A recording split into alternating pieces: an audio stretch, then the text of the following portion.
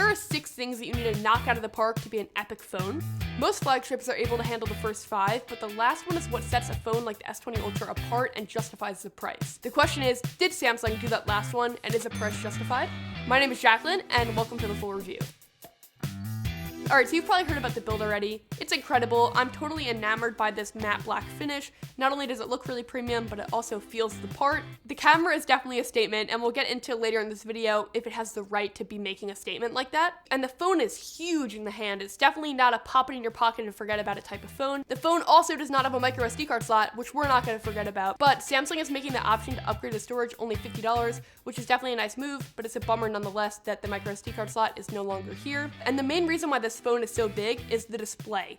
It's a beautiful, big, best-in-class display. By far my favorite display on any smartphone I've ever tested, period. It still is a little curved, but it's definitely less than past years, and it's a dynamic refresh rate display, so that plus a 5,000 mAh battery leads to excellent, you don't need to worry about it type battery life. I can easily get a day or two of use, and I know that when I take it off the charger, I'm gonna make it until I get back to the charger. The in-display fingerprint sensor is a little bit larger this year, so that ideally would make it easier to unlock the phone.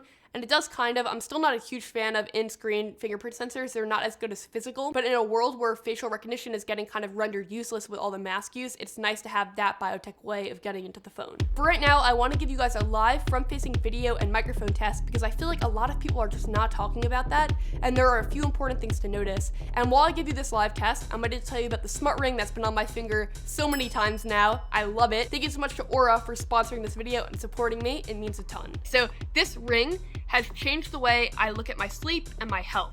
Basically, it's a smart tracker that you can put on your finger in the most unobtrusive way possible, and it will not only track your sleep, but also the quality of your sleep. So as you guys know, I often pull all-nighters to get these videos done, so on the nights that I do sleep, I want to make sure that I'm sleeping well, and this ring will tell me that, and it's actually told me many things that I've done that haven't been good, so I can improve. For example, you ate dinner too close to bedtime, or your room was a little too hot, or it seems like you were moving around a lot in your sleep. It's able to tell all of that. Another one is the heart rate tracking and heart rate variability, which is a super important metric to make sure that your heart is healthy. It also has activity tracking, and it syncs all of this data with an app so you can easily go through all of it and look at trends over time. And it also does all of that while looking super fashionable and low profile. So if you want to check it out, you can check out the link in the description below.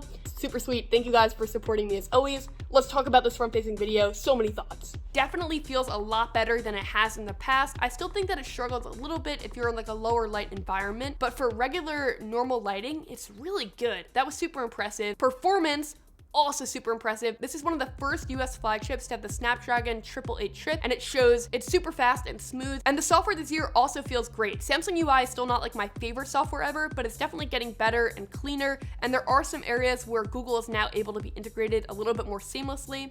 Also, out of the box, it's a really good experience, but the customization is definitely here if you want it. You can have dark mode and a multitude of other things that you can find in the settings app. All right, let's just do it. Let's dive into the camera. I'm gonna tell you the main things that you need to know whether you're an enthusiast or an average consumer. So the first thing is that the color tone amongst the lenses is much better this year. Something that used to happen a ton on Samsung phones is that the ultra wide color tone and white balance would be radically different than the regular sensor. Seems like they've definitely improved that a lot. Most of the time, they're pretty consistent now. Number 2, this phone still has incredible zoom and 100 times zoom quality. And even though the S20 Ultra had 100 times zoom last year, this zoom is different for 2 reasons. First reason is that the quality actually is better because it has a 3x and 10x lens. And the second reason is that it's much easier to use, so the stabilization is superior over the S20 Ultra. When you're shooting something at 100 times, like any minor hand movement will cause a radically different frame. With stabilization on here, it senses out what object you're trying to capture and it will stabilize around that, and it makes a huge difference. The 100 times shots are actually usable now. They're not incredibly sharp, but they're usable. And the 10x shots are great because now the telephoto lens, one of them is 10 times zoom, which means that optically you're just getting 10x, but even 10 to 30x is really good, super reasonable and sharp, and the 3x shots are also really good. And initially, it kind of may seem like overkill to have 2 telephoto lenses, but when you have like an ultra premium phone like this, you're constantly trying to justify the price and why it's so expensive, and this is a pretty cool feature to add that's marketable and something to kind of like justify the price. A feature that they also added that I feel like is marketable but not really that useful is 8K video. Again, cool that it has it, but resolution isn't the only metric in video quality.